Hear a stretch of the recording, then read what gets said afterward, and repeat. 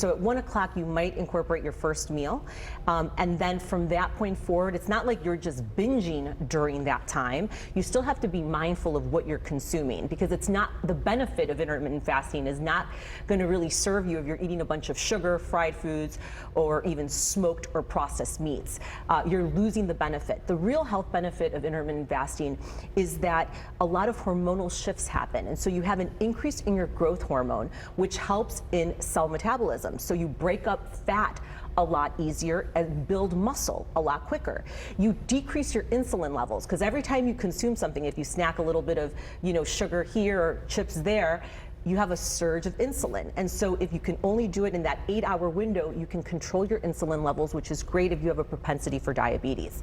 But the most important cellular benefits is something that happens in that it increases cellular repair, something that happens while you sleep naturally. And that's called autophagy. And so that's where your cells actually will take up or digest any abnormal proteins that have been piling up in your cells. And then also you have an increase in gene expression that promotes longevity of life. So there's a lot of cellular things that are happening that then translate to better cardiac health, because ultimately food intake is an inflammatory state. So anytime you eat, you're actually inducing a certain level of inflammation in your body.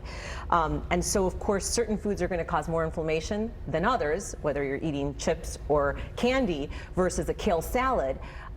And so there's a range, of course, but ultimately to be able to break up that food causes inflammation. So being thoughtful of that can help you take the benefits of intermittent fasting.